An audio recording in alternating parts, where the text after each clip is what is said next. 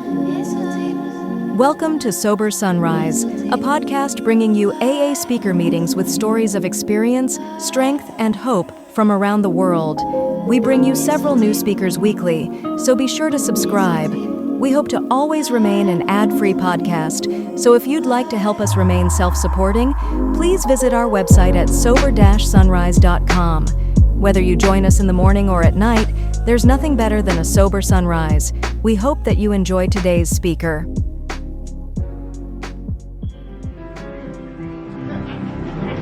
God. My name's Scott Redmond. I'm an alcoholic. Oh, that was really upsetting. Have a Jewish song play for me while I'm walking up here. I'm Jewish. Oh, God, that was grotesque. Hi, everybody.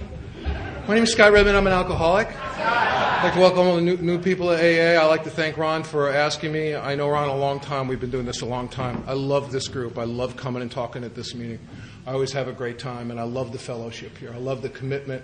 It's so great to hear birthday people come up here who have a long history with the meeting and really are committed to it and whose hearts have been touched by it. And it's great. If you're new here, you've walked into a fantastic Alcoholics Anonymous meeting. I've always been welcomed here. I've always been, before the Jews song, always made to feel very welcome and comfortable. But we're going to get over the song, okay? We're going to get over the song. It's funny. One of the reasons that the Jew song kind of upset me is one of the things that's really a drag about talking a lot is people stop letting you. Sometimes they don't let you be a human being, and you get turned into an object, kind of a spiritual Pez dispenser. And when I might not wait at the end of the meeting to be thanked because I'm feeling really raw tonight, and people say nutty things to me.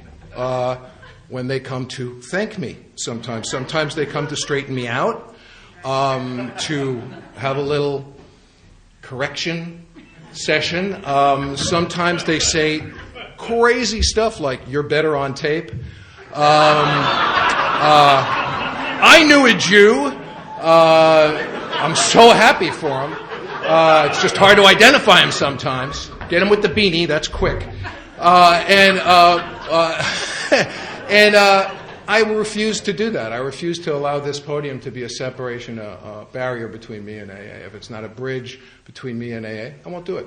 It's not that interesting. It's just a coffee commitment with a microphone. And apparently some musical accompaniment at some point. At any rate, I'd like to welcome the newcomers to Alcoholics Anonymous. If you're a drug addict, I'd like to welcome you to AA. If you're a dope fiend, which is somehow worse than any of us, I'd like to welcome you to AA. If you're a crack monster, ooh, that's scary. There he is, crack monster. Hey, it's me. I forgot why I put my arms up. I'd like to welcome all the tweakers. Welcome, tweakers. We're glad you're here. Yes. Oh, you're special. Special. If you've ever masturbated till you're dehydrated, welcome to AA. We're so glad you're here, and so special, so special. If you've ever licked all the features off your own face, welcome to AA. You're a little smarter than us. But I love you guys. You stay quick for a while. I love you. Every part of your face is moving in a different direction. Your last date looks like the opening scene of a CSI episode. You can stop. They're dead.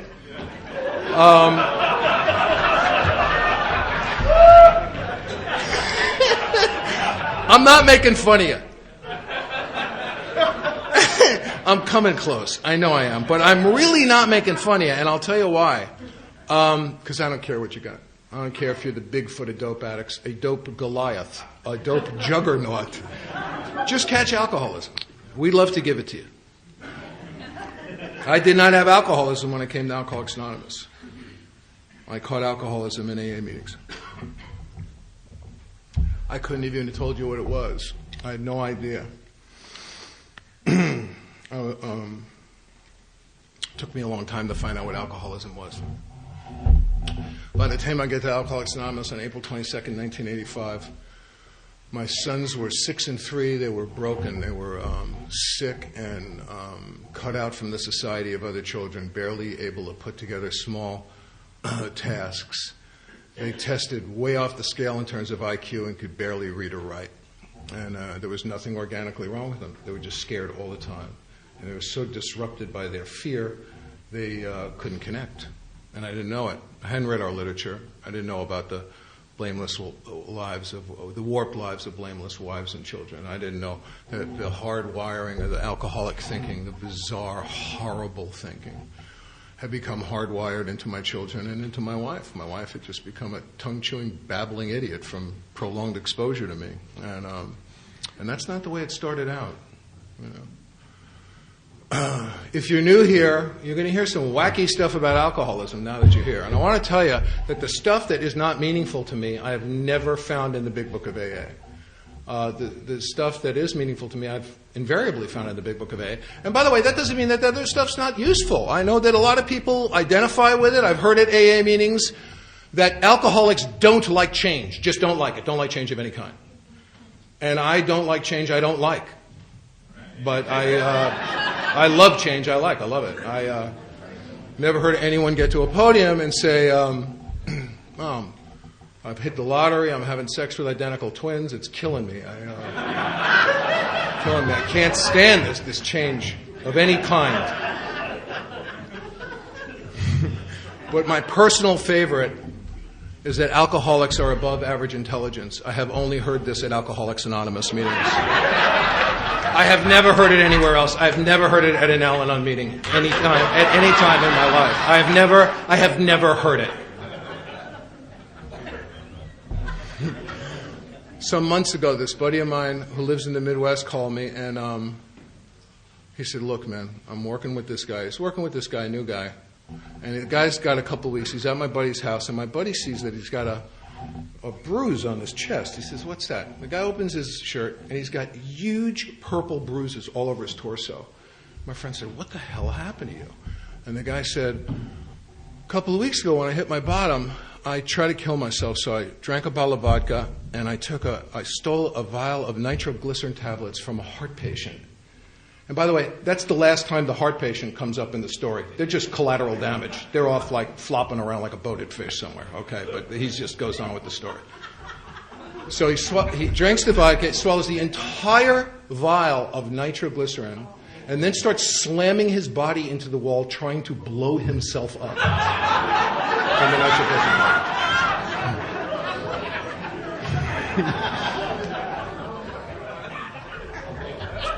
Now, if his nickname isn't like Boom Boom or Nitro, then his home group sucks. And certainly above average intelligence. Just ask Boom Boom how wily we are. One of the misquoted and abused sentences in the Big Book of AA for me is I've heard people say, my worst day in here is better than my best day out there. No. Let's see. An all-female jazz band and a pound of cocaine, or a panel at Redgate. I don't know. What do you want to do? What would be better?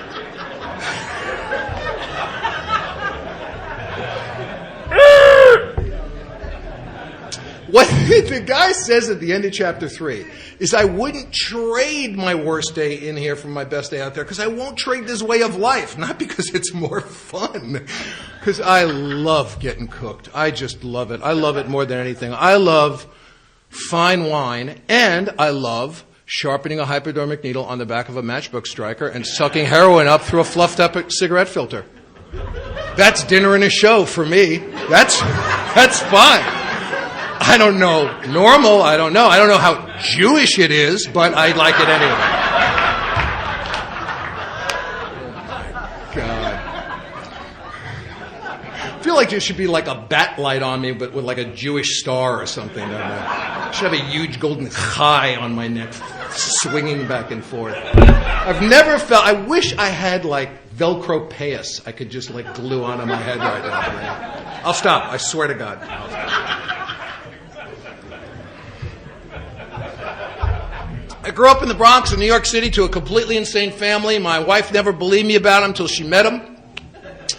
My mom threw an engagement party for us, and my Aunt Rose came, and she wore her wig backwards. And it had a bun on it, so the bun was bouncing off her forehead.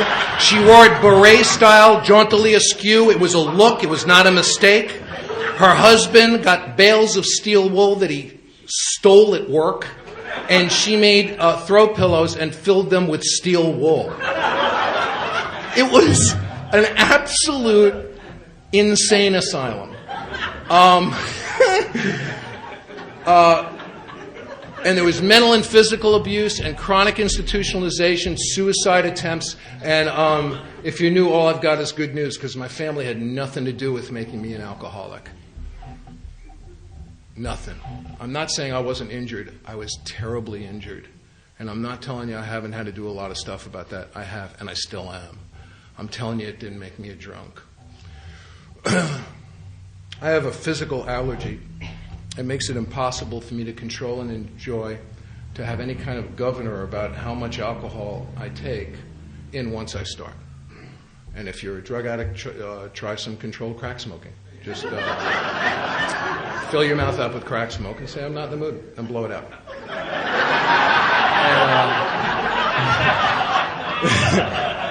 And we'll make you president. If I were a rich man. I can't stop. I can't stop. If my problem was just physical, I'd be in great shape. There are tremendous therapies, medical doctors, drug therapies, spas. There's tons of stuff you can do for your physical body. There's allergists. There's tons of people. But my problem is so much worse than that. I have a bizarre mental twist that makes it impossible for me to not drink. I keep talking myself into taking a drink I can't stop taking. I can't. And if that was my problem, I'd be in terrific shape. And if it was just a mental problem, there are fantastic psychotropic drugs. I'm quite serious about that. There are people who, if they don't take them, they go to mental institutions. So, if you had that kind of problem, there are great drug therapies, there's great therapy, there's great stuff you can do. But my problem is way, way worse than that. Because I keep taking a drink as a result of thinking myself into taking a drink I can't stop taking, and I develop this cancer in my soul, this ice around my heart, this soul sickness. And the anatomy of it is resentment, fear, and sexual misconduct. What does that have to do with alcoholism? It actually is alcoholism. It's the fifth wheel. It's the bizarre missing link that has plucked me beyond the opportunity of being helped by well-meaning clergy, a family that adored me, very successful career, well-meaning doctors, well-meaning therapists. By the time I got to AA, I was in psychotherapy for 18 years. I was going to be dead, but I was going to understand it. And I'm not putting therapy down. Therapy is great stuff. I'm in therapy now. It says on page 133 of our book, if you need a doctor, go get one. Boy, that's mysterious. What do they mean?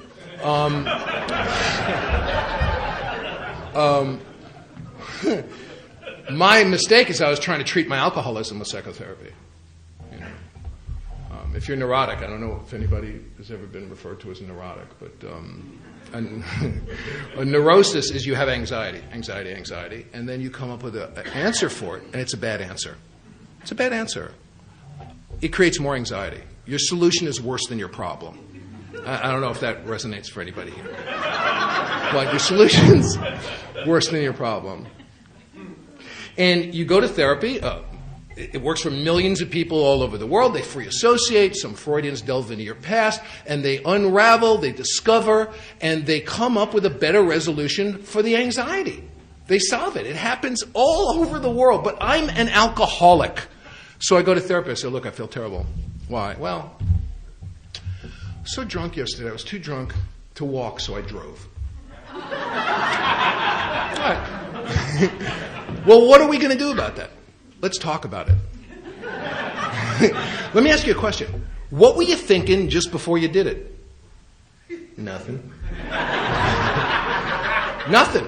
Treat nothing. Let's treat nothing. And I'm telling the truth. The room spun, my mouth filled with saliva, my brain got too big for my skull, I went out for cigarettes, and I wound up in Baltimore. And that's it. That's all I know. That's all I know. That's all I know. I've taken all my grandmother's medicine. I don't know when it happened. It would take a panel of therapists. My alcoholism is so efficient at generating pathology, hurt feelings, bad situations, psychosis. It would take a panel of therapists 24/7 just to put my stuff in a file, just to file it, just to put it on a shelf somewhere, you know. It's not a fair fight. I grew up in this crazy family. I grew up during the 60s and yay. And had a really good time. I got to act on Broadway and do a bunch of stuff, and met my wife. I've killed someone. What happened? Was that another Jew? Was that another? Couldn't we play some music while they were walking out? Just once, when Father Terry comes here, will you play Ave Maria, please? I'm just begging you, okay? Will you just do it? Turnaround's fair play, isn't it? At any rate, you could have played the theme from Law and Order for Lamb last week. I mean, there's all sorts of stuff you could have done. At any rate,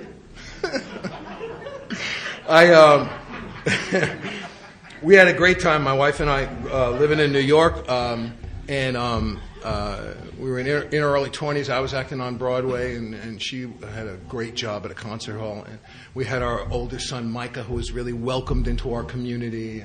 And just 2 years and 9 months later, when our son Jesse was born, no one even came to the hospital. There were no phone calls, no flowers, no family, nothing. The ice around our heart had become so thick in just 2 years and 9 months, nobody could be around us.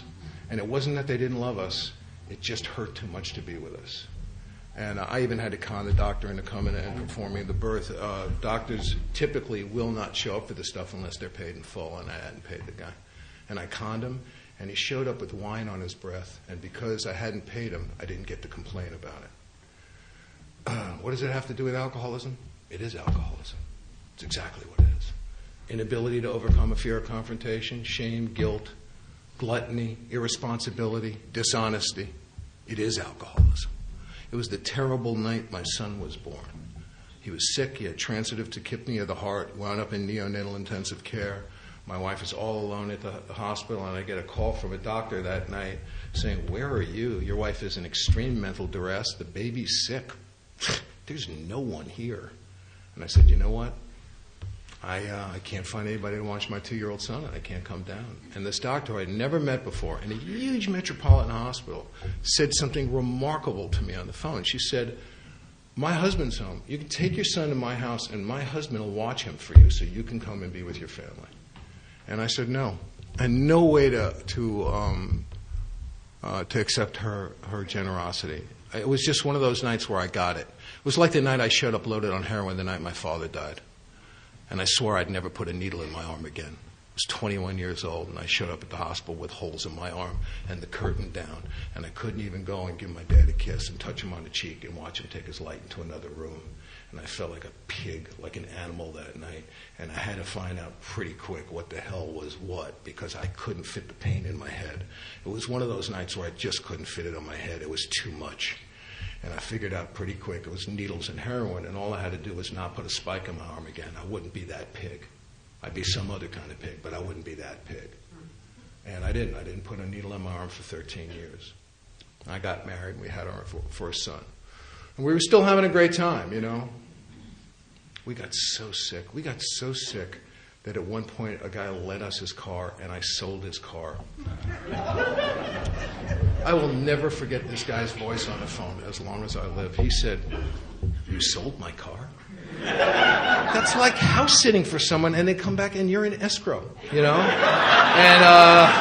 And the house showed well. I've staged it, and it's really looking good. I think I'm going to get market for your house.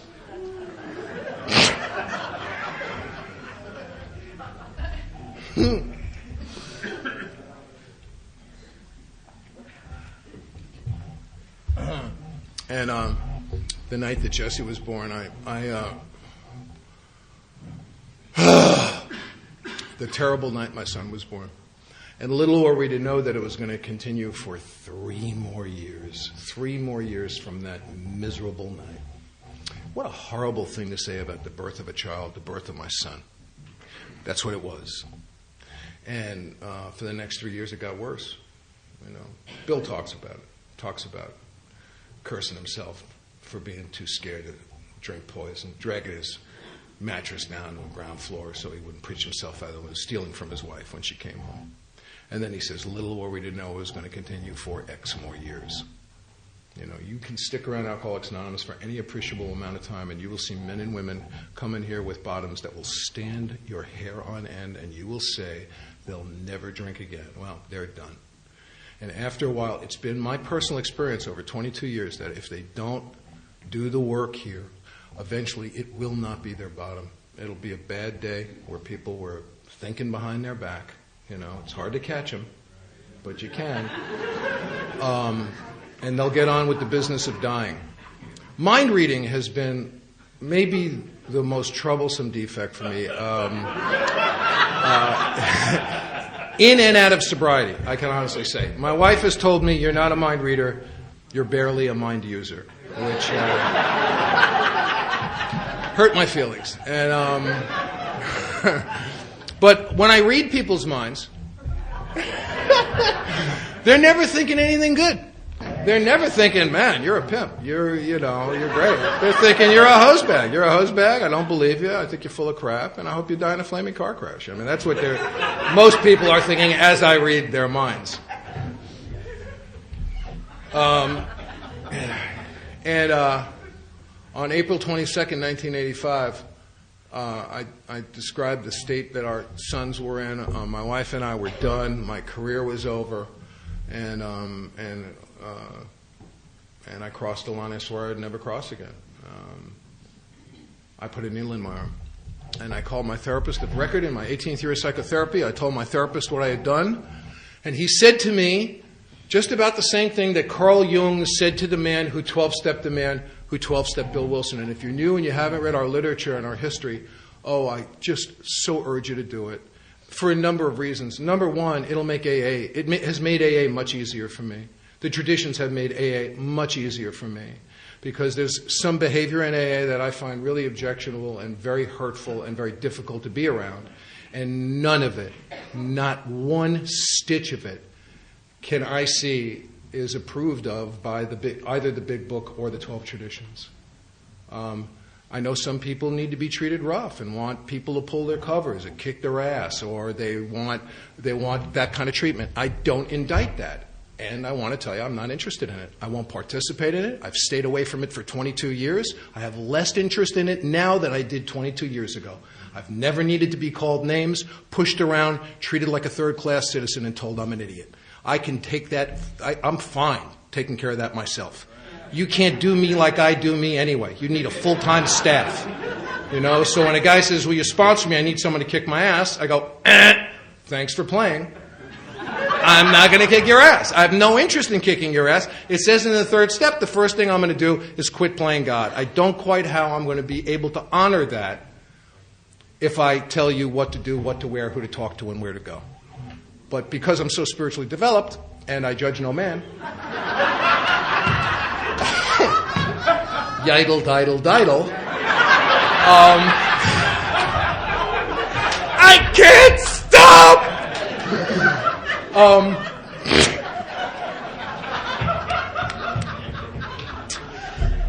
I'm free. At any rate, the therapist said to me that day, there's absolutely nothing that can be done for you. And I said, what? He was my first Jungian therapist. He said, I can't help you. The only thing I can suggest is we have you institutionalized, which is what Jung said to this guy, Roland Hazard, who went on to having a spiritual experience and getting involved in a group called the Oxford Groups, and took it to a guy named Ebenezer Thatcher, and he took it to a guy named Bill Wilson, who helped start Alcoholics Anonymous. And I didn't know this until I read the literature, and it made me feel really good that I had that experience with this therapist, because then the therapist said something that Carl Jung couldn't say. He said, or you attend a meeting of Narcotics Anonymous or Alcoholics Anonymous. Why I went to the AA meeting and not the institution? You got me. I like the institution. I'm an institution guy. I'm up and into, including today.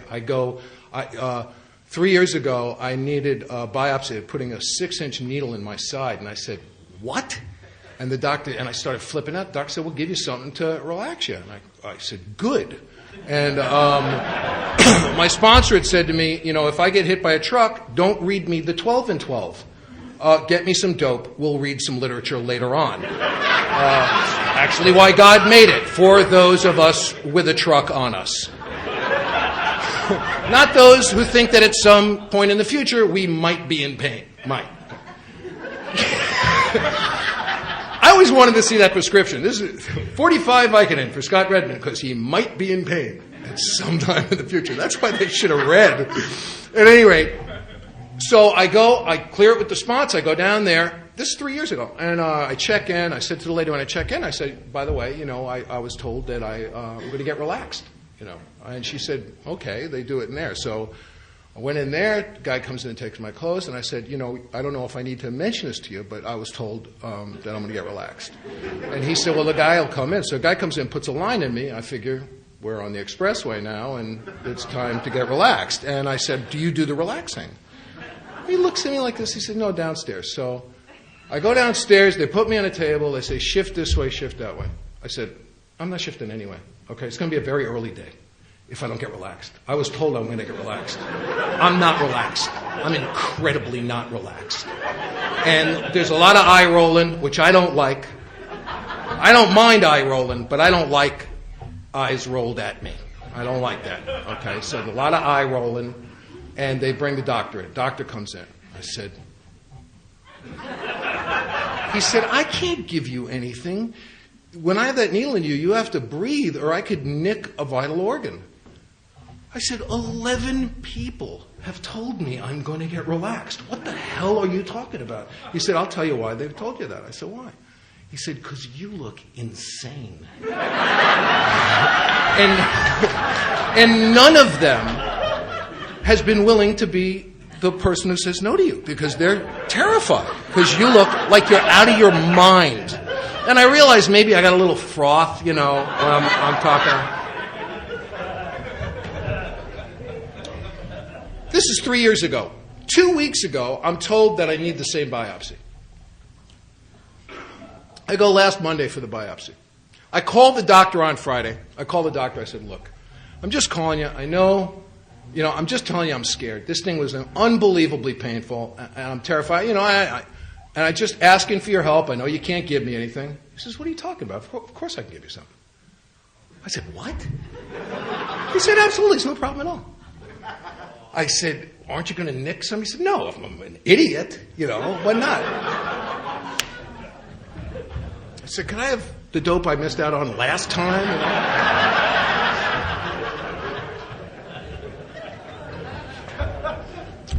So I go to the AA meeting. I don't know why. It's a mystery to me. I go to a place called Unit A in the San Fernando Valley. 7 a.m. meeting. Got my best clothes on. Got a bad check to write you. Showing up to pee in a cup. At that meeting, you actually could have peed in a cup. Anybody's cup at that meeting. And I take one step in, I look around, and I go, oh, my God, how did I wind up in Alcoholics Anonymous? This is like beyond lame. This is beyond church, beyond synagogue. This is some plateau of lameness I never even imagined was available to me. Alcoholics Anonymous. And the room looked like it's the product of 200 years of inbreeding. Easy. Easy. There are like identical twins carving their initials on each other's feet in the back of the room. Or so it seems to me. And everything's a miracle. I'm a miracle. You're a miracle. Miracle, miracle, miracle. Furniture's a miracle. And I'm waiting for the Jew hunt to start. I know that's going to break out, right? Come on, Jaime, strap these antlers on. Yidle, diddle, diddle.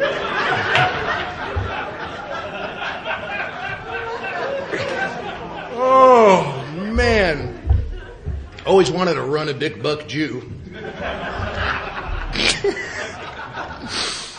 And then the AA unsolicited information guy, he got me at the end of the meeting. You know him. He's wearing a belt buckle large enough to serve an entire fish on.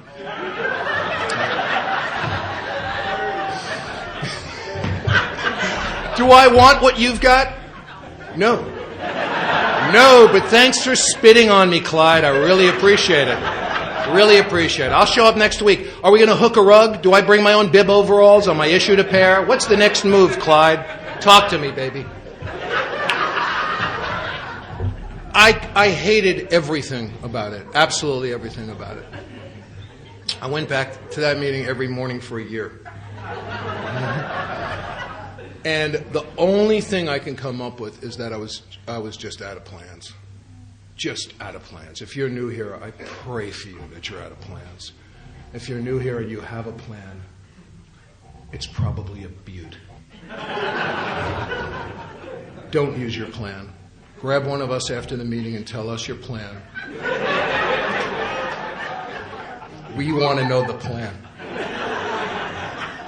You know, it's the only place you can always find alcoholics in a big pharmacy with the products where you repair your own teeth. Temporary caps, temporary dentures. I'm telling you, man, you want to do 12-step work, go hang out at CVS where people are buying glue and caps and repair kits, self-repair for teeth. I'm telling you. It's better than a panel at a rehab. At any rate,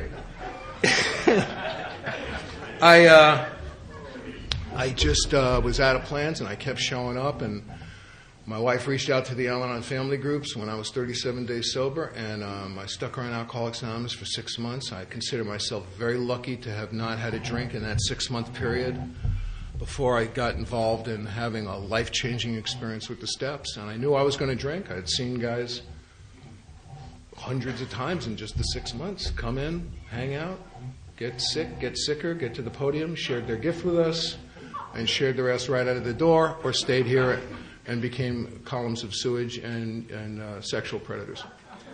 Although I judge no man, thank God. And if you're having sex with newcomers, don't do that. This is better, it's easier. Go to a hospital, go up to ICU, find a woman on life support, unhook her from the machine, have sex with her, and just plug her back into the machine again. The same thing.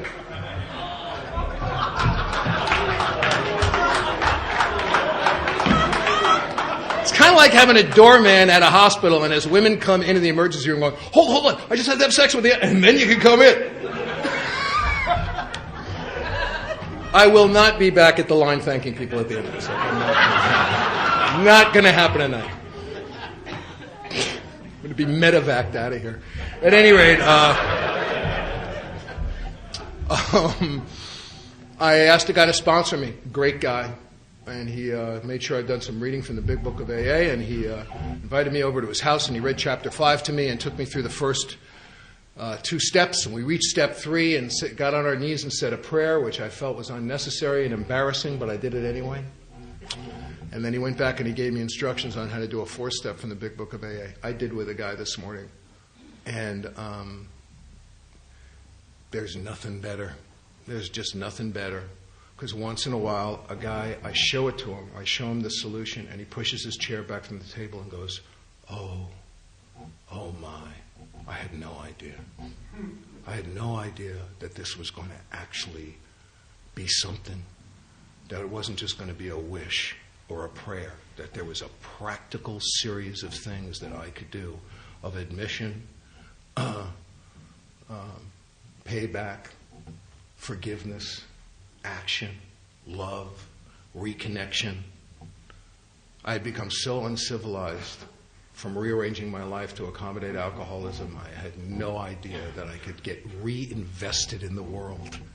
I had no idea that you guys would wind up putting me in a position where my life would actually be renewed daily by a radiance the source of which is beyond my comprehension. That my problem was so awful and so unsolvable that nothing less than some sort of divine intervention was absolutely necessary. And it's something I thought I had neatly evaded for years, and it had killed my kids. It had taken their lives away, and it had shattered my life, and it made sick most of the people around me. And there I was in the pocket with this guy in that day. And he gave me the tools. And I did my inventory in 3 months. I went back to him. I read it to him at 9 months of sobriety. I did my stuff list. I didn't know what I was going to do about my kids or my wife or my dad. And my sponsor said, I don't know either. He wouldn't play God with me. He wouldn't give me a bunch of tasks that would alleviate that thing. He guided me to my higher power and said, do your job in AA. Let's see what happens. Do your job in Alcoholics Anonymous and let's see what happens. And I started doing my job. He never said no, so I didn't say no, and I followed him around. We went on panels, Warm Springs, Tehachapi. We just did it. We were very involved in our home group. I unfortunately was brought up in an AA culture for the first 10 years that was not involved with the traditions, which really injured me. It really, and it's on me that I didn't go out and seek that. I've got to defer my critical thinking to someone when I come in here. And I was lucky enough to know that I needed to defer my thinking to someone who would not covet it, hold on to it, and become my boss. That their job, as it's described in the big book, is to help shepherd me to this power that is going to renew me. Having a spiritual experience is not enough. If it was enough, I'd be out of here. I've had a spiritual experience. If this spiritual experience doesn't take place in a spiritual community that reignites it, that fosters it, that cares for it, that blows on the embers of it, it will wither and die, and I will stop being connected to you, and I will again live under the insane idea that I can have a successful life separated from you. It's a crazy idea. It doesn't work. And what happened to me is my alcoholism, sometimes because something horrible or wonderful would happen, would stay above the horizon as a real piece of business for a period of time. But that's on my own juice. So eventually it's going to vanish. It's going to go below the horizon and stop presenting as a real piece of business. And I act without reason, without comprehension, without explanation. In a dream. My alcoholism has stayed above the horizon for 22 years. Because it's buoyed on the heads and shoulders of the men and women of AA, even when I'm not looking at it, even when I'm not trying, because of the connective tissue of Alcoholics Anonymous. The stuff that I have continued to suffer from in sobriety, I've had problems in sobriety. No, really. I know there are people who have not had problems in sobriety, and I'm so happy for them. And I am not being sarcastic. I really am. I'm not in their I'm not amongst them. I've had big problems in my family life, big problems. Big health problems, big stuff. I've weighed over 300 pounds in sobriety. What does this all have to do with sobriety? Absolutely nothing unless you're going through it. Absolutely nothing unless I'm so filled with revulsion that my ability, self-revulsion, that my ability to really be happy, joyous, and free and pass this on, pass the good news on to somebody is deeply impacted. So I've had to work diligently to get those things to stop being a complaint, to stop acting without reason, to stop suffering. I want to stop suffering and not be afraid to die. That's what I want. That's what I want. I want to stop suffering and to not be afraid to die. And I can. And I do sometimes. And sometimes I don't. Our sons, as I described to you, were very, very badly injured. And when I was a couple of years sober, my son, Micah, was 8 and Jesse was 6, and I was making a hot dog for him for lunch. I said, Micah, what do you want on your hot dog? He said, I want mustard, onions, and lettuce. And I said, lettuce? He said, yeah, I don't want lettuce. And he walked away from me. He came back about 45 minutes later and looked at me directly in the eye, and I'm not altering one syllable. He was 8. He said, I will never again allow your opinion of what I want affect what I ask for.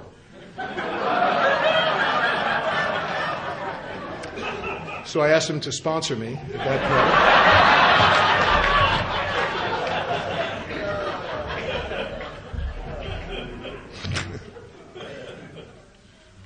My sons have had a lot of adventures. And Micah, after high school, went down to Chiapas, Mexico, and work with the Zapatista revolutionaries for a while. And his mother and I were terrified. And he came back, and he decided to go to undergraduate school, which we were very excited about. And we kind of started nudging him a little bit about filling out the forms. We didn't think he was doing it fast enough, and we wanted him to do it. So we're kind of stepping on him a little bit. He was 18 at this time, and we're nudging him, and he looks up at us and says, and again, I quote, "Do you actually believe that your anxiety benefits me in any way?" And I was thinking, yeah, I was hoping it was, really. Otherwise, I just wouldn't be doing it, you know. And here's the crazy idea. It's my crazy idea. My crazy idea, when I came in here, you said, what do you want? And I said, you know, I can tell you what I want. I'd like to write well. I'd like to have a good romance in my relationships. I'd like to, you know, a bunch of stuff. And you basically said to me, okay, fine, you can work toward that, and I bet you might even get it all. But let me ask you a question. Here's the big question. Do you have to be miserable until you get it? Well, yeah. I mean, number one, if I'm not miserable about it, who the hell is going to be miserable about it? If I don't worry about it, how's it ever going to get achieved? So here's the crazy idea. Somewhere in that equation, I believe that my suffering purchases the thing I crave. A design for living. Pick the things you want and commence suffering about them. Continue suffering until you achieve them. Or just die.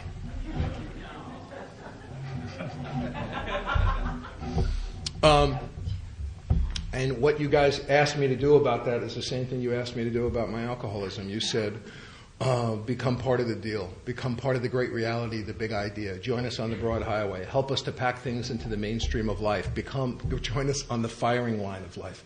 Nowhere in the big book does it say the road gets narrower. I know what people are saying. I understand that. You know, you can't do all the bad crap you used to do. I get that. But I don't subscribe to it. Alcoholics Anonymous in our literature says is about inclusion, not exclusion. It says, come and warm your hands over this. We've got such an incredible opportunity. If you're new, I hope for you that you appreciate the enormity of the opportunity. We have a little job here. We don't have to save kids from being raped in Darfur. We don't have to go out there and do the things that need to be done in the world right now. I hope other people are doing that. The job I've taken on is this little job in AA. Little job of being willing to continue to take inventory. My whole life is changing. I've got serious health problems. My whole home life, my marriage, everything is changing. Where I'm going to live, everything is changing.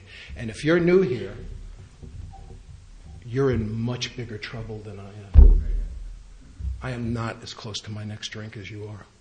My not drinking muscle's really strong. I only have till 12 o'clock tonight. Don't get me wrong, but I'm in a lot safer than you are. So we get excited when we see, if you're new and you're not drinking, the not drinking part is a moose. If it was not for the not drinking part, we'd be a much bigger organization. I guarantee it. But it's that goddamn not drinking thing. It really screws a lot of people up, you know. Damn. Not. But if you're not drinking, that means you're accepting your alcoholism and you're not treating it with a drink. When the craving comes up, every craving has a beginning, a middle, and an end. And I'm urging you to accept the craving and not take action on it with a drink. Stop treating your own alcoholism. Take the whooping. It's the hardest thing I've ever done in my life.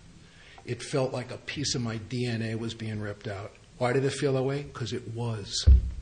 Because I'm to the bone. Because that's what I do. My son, who I love, gets in between me and the drink, and they vanish. They become something less than human or paper mache, or they disappear. How can such a thing happen? I love my sons. You know? We got nailed in the Northridge earthquake years ago. My family and I, we got badly injured, and our house got creamed. And shortly after this experience, I was at an AA function out of town, and this woman who used to live in L.A. came up to me and said, "Oh, I'm so glad God got us out of L.A. before the quake." I said, "Oh, so he likes you. He likes you. Oh, that's so great. But we're crap, but he likes you. And she said to me, well, I guess he just felt you had some lessons to learn. I'm out of here. I have no interest in staying sober in that world. Why would I want to stay sober in that world where God is saying, get him, get the Redmond boy, get him. No evacuation plan for you, Jew boy. Get him, get him. Turn his wife to salt, kill his goat, put a finger in his eye, smote his ass, smote him, smote anyone he talks to. Smote them all, baby. We'll sort them out later. It's like God is some deranged game show host, you know. Well, let's key your car. You're due for a rash. It's boils for you. And there's a reason. There's a reason for the boils. You'll fill it out. You'll figure it out later on, really. You had the boils so that you'd itch, and your hand went up during an auction, and you bought something that had $1 zillion in it. There's a reason, really.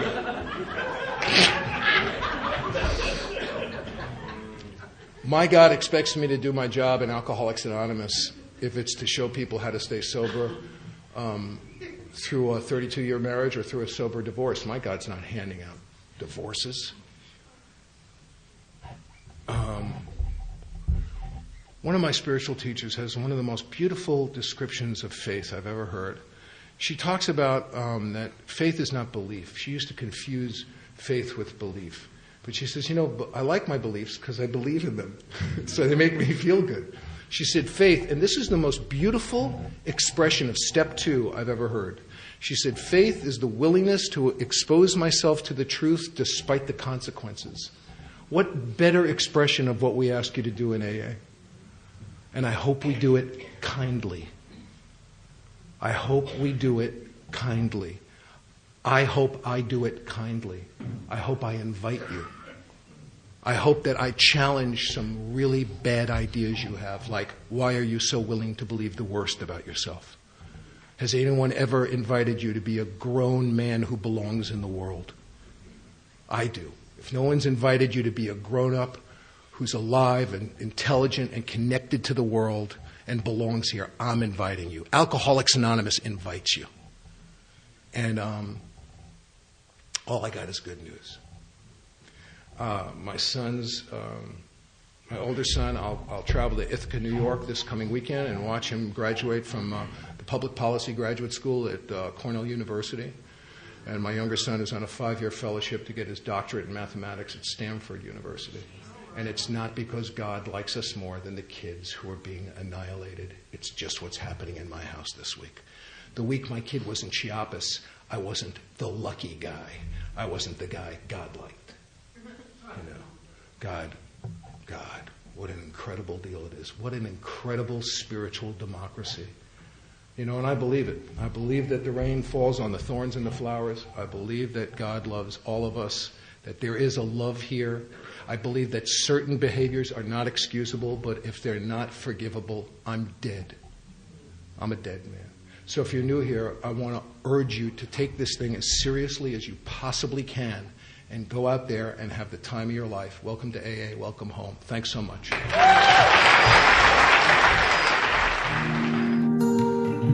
Thank you for listening to Sober Sunrise. If you enjoyed today's episode, please give it a thumbs up as it will help share the message. Until next time, have a great day.